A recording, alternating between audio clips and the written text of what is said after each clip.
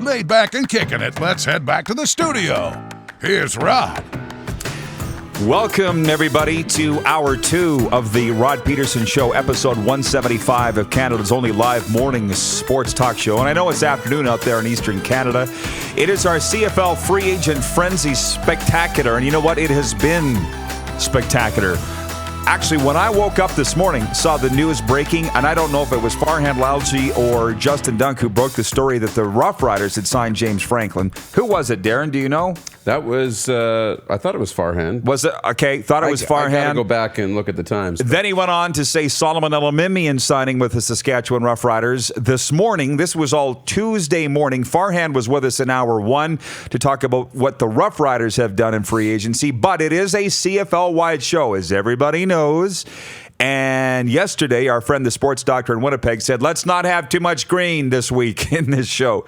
So we're doing what we can, but it has been good for the green and white in free agency. Now, as we lift the lid on Hour 2, and I tell you that we will have Henry Burris and Eddie Steele with us here in the bunker, well, via video chat. We got Nick Lewis and Darren DuPont with us. Here are some of the signings today as free agency officially opened 45 minutes ago.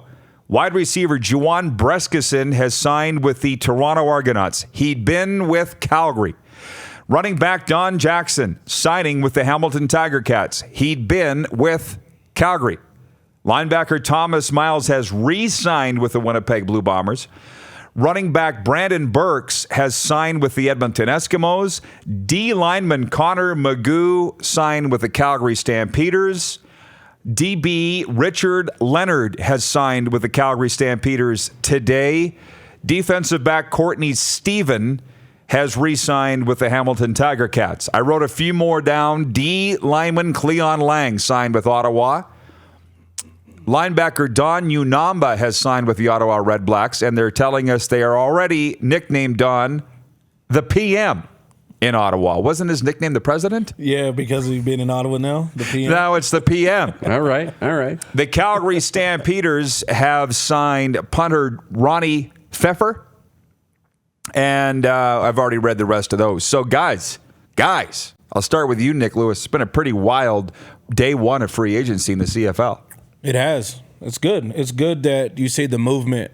The Stamps are doing well compared to not being very active before. They're very well prepared, as Huff as always. And, yeah, they look like the guys that they wanted to target they're getting, because I could see the list of guys that the names that they're bringing in, and you could tell they're specifically targeted. How do you feel about Don Jackson leaving and Juwan Brescison? Obviously, they're going for paydays, I would think. Well, Don is interesting because when you look at Hamilton, I really love Thomas Erlington. Being able to catch the ball in the backfield, be able to run, and looking forward to seeing him come back from injury. And then you add Don Jackson to the mix. I don't know what Terrell Sutton's going to do, if he's going to be back, because he started the playoff game there last year. So I don't know if he's going to be back or if he's going somewhere else. But, yeah, that's an interesting mix of running backs that they're going to have out there, because they have the other rookie running back from Ohio that was a rookie last year, the big kid. I can't remember his name off the top of my head. My bad. But, yeah, he's in the mix there as well. Juwan to Toronto, that's a Dinwiddie thing, right? And you're looking at upgrading that Canadian spot for receiver. They have Noel right now, but I think that's about it. After that, they let go of Jimmy Ralph, so he's going to be big for them in that receiving core. Clark telling me in my ear that the Argos have signed Nate Ajay as well, Canadian receiver. So the Argos are doing some things. But here's something that go ahead, Darren, you had a point? I was going to say, would that be the only hole left for Calgary then, would be a Canadian receiver? No, they have like 8 of them. Yeah, I was going to say, they're doing okay, right? Yeah, they have a bunch of Canadian receivers. Calgary is always stacked with Canadian receiver talent. I know I can't remember all the names off the top of my head, but I'm seeing the face of like at least 5 of them. Well, and that's the thing. Murph told me, John Murphy, how Huff constructs a draft, how he constructs a roster. And I think Murph's taken a little bit of that with him when he left Calgary. It's machine-like. Yep. Like, there's nothing like it, eh, Nick? Like, with Calgary losing these guys, You know nobody in Calgary, whether it be with a football club or fans, are even close to panicking. No, not even at all. close. Not at all. I mean, Bresk was hurt at the end of the year last year, and they still kept moving. So one of the things is the Canadian receivers have gotten so much better. It has allowed Calgary to now play 3 American offensive linemen. So if you look at the dynamic, go more Canadian at receiver and then more American at O-line, they help protect Bo, and it helps their offense because their receivers are being able to, like Klukas. Klukas is one of the fastest guys in the league. Yep. Right? So you got a guy like that on the outside, then you can put another Canadian beside him, and you got Mark Way as the receiver coach now, and I know that he's going to do big things. You have Kamar Jordan coming back from the major injury, and I know you lost Reggie Bagleton, but you got Michael Huff coming back. And, yeah, I'm looking forward to them to still be explosive offensively. When you can have Kamar Jordan on your practice roster for 2 to 3 years before even having to play him, tells you how things are going in Calgary. Yeah. And as Clark has pointed out, those Canadian receivers in Calgary, you all know their name, and you all saw them on the field. Hergy Mayala. Didn't he have a 3-touchdown game this year? Yes, and he was a rookie last year, and I love Hergy. Like, watching him film last year from college and seeing what he's doing in Calgary, they're not hurting. And he's not the only one. Richie Sindani. Yep. Rams grad who sat in that very chair. He's just waiting for his opportunity. Colton Hunchak is another who got on the field late in the year and did great things. Got good hands, been able to work the middle. So they're good. And there's another receiver I'm trying to think of that he was drafted, I think, 2 years ago.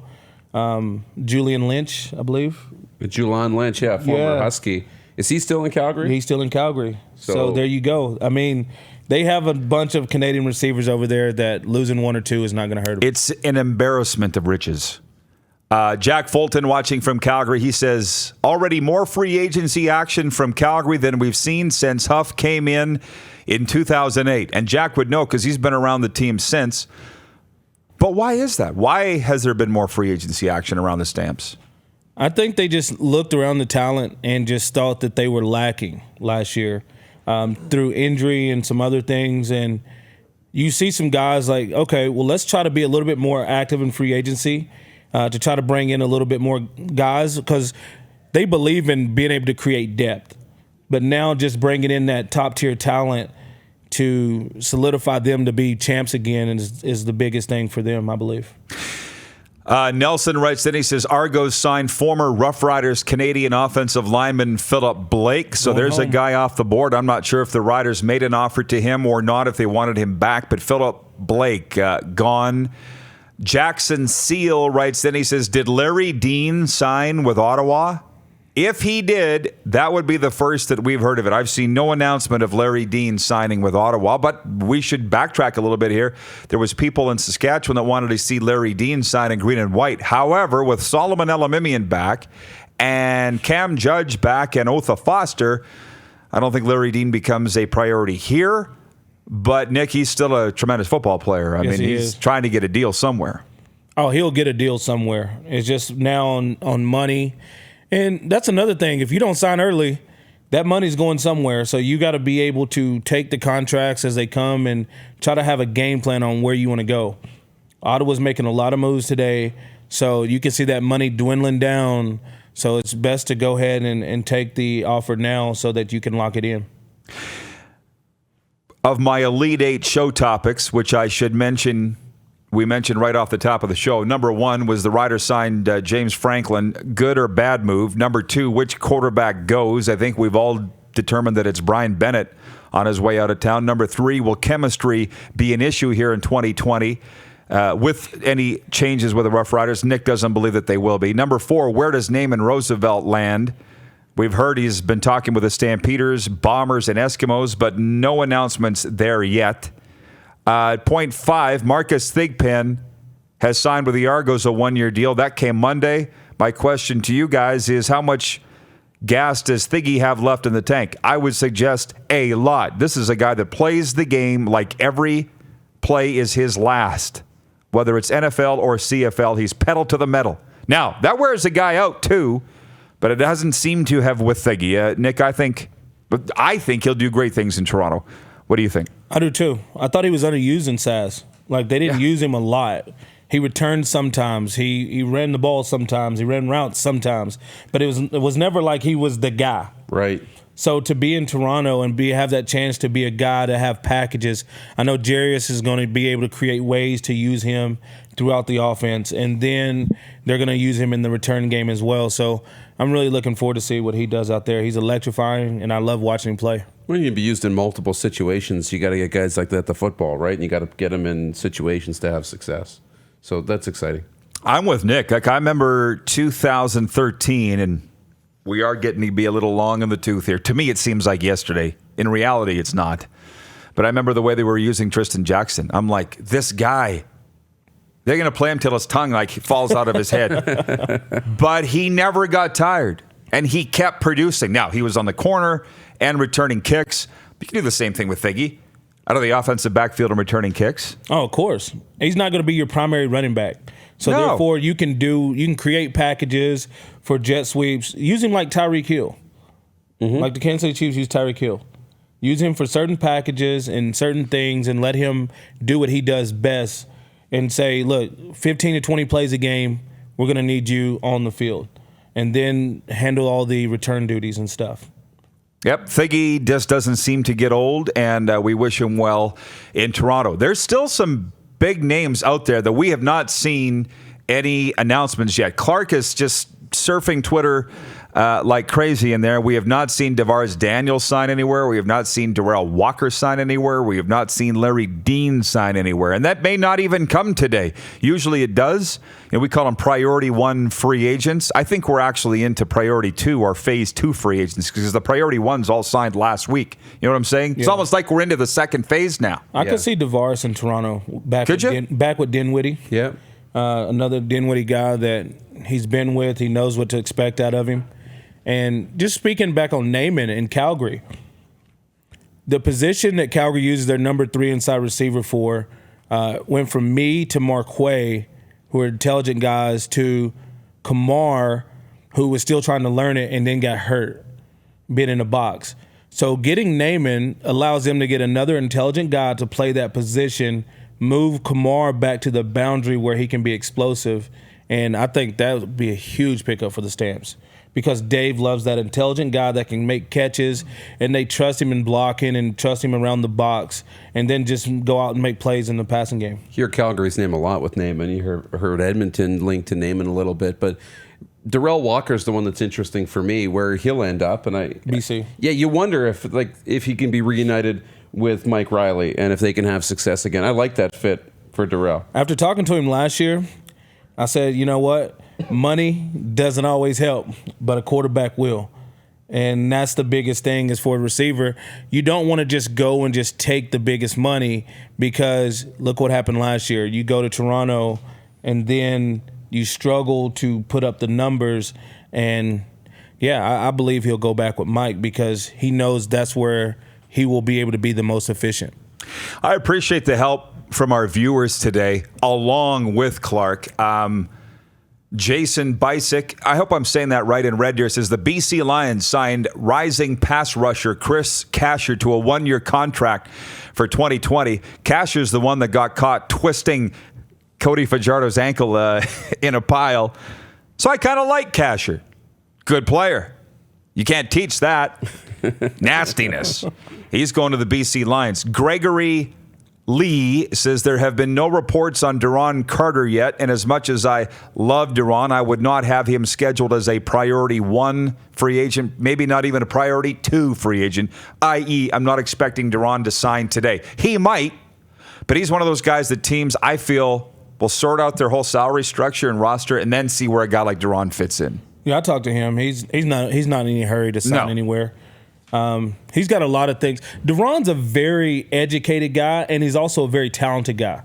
So he has other things that he does, and this is just a part of one of the things that he does. So today is not a big day. If you call Darren right now, he probably wouldn't even know it's just opening the free agency. Yeah, I mean, but people would take that to mean that he's stupid, and he's not. He's like you said, educated. He's educated, but he's highly intelligent. Yes, but he's got 87 other things going on. That's why he's probably not even paying attention to free agency today. No. Yeah, I don't think it's a surprise if he's not on a training camp roster, right?